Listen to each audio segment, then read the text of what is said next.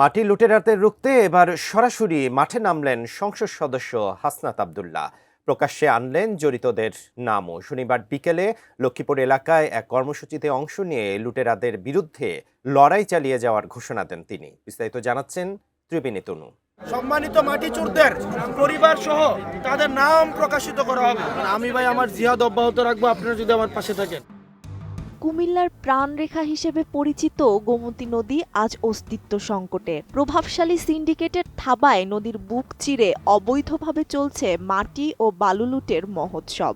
দীর্ঘদিন ধরে চলা এই অনিয়মের প্রতিবাদে শনিবার বিকেলে কুমিল্লা জেলার দেবিদ্বার উপজেলার লক্ষ্মীপুর এলাকায় সমবেত হন ছাত্র জনতা ও সাধারণ গ্রামবাসী।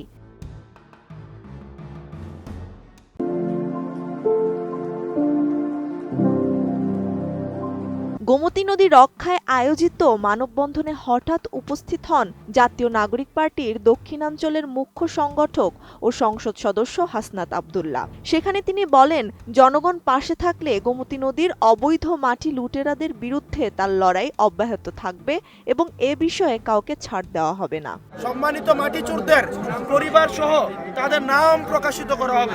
আমি ভাই আমার জিহাদ অব্যাহত রাখবো, আপনারা যদি আমার পাশে থাকেন। ত্রয়োদশ জাতীয় সংসদ নির্বাচনে জয়ী হওয়ার পর থেকেই হাসনাত আব্দুল্লাহ তার নির্বাচনী এলাকায় দুর্নীতি ও অনিয়মের বিরুদ্ধে জিরো টলারেন্স নীতি ঘোষণা করেছেন। মানববন্ধনে দাঁড়িয়ে তিনি প্রকাশ্যে বেশ কয়েকজন মাটি খেকোর নাম উল্লেখ করেন এবং জড়িতদের গ্রেফতারে স্থানীয় প্রশাসনকে আলটিমেটাম দেন। এ সময় তিনি অভিযোগ করেন, রাতের আঁধারে প্রশাসনের কিছু অসাধু কর্মকর্তা গোপনে পরিবেশের অপূরণীয় ক্ষতি করে যাচ্ছে।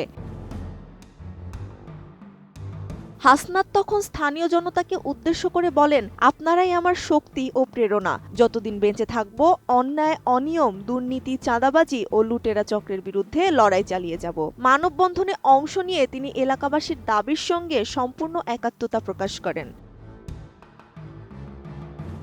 তিনি আরও বলেন, গোমতী নদী এলাকার মানুষের জীবন ও জীবিকার সঙ্গে ওতপ্রোতভাবে জড়িত, তাই নদী রক্ষা করা সবার দায়িত্ব।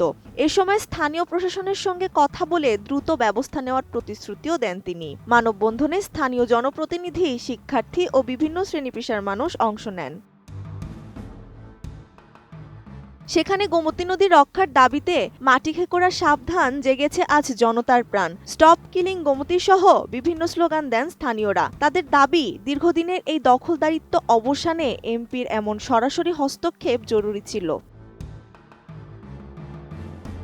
ত্রিবেণী তনু, এটিএন নিউজ।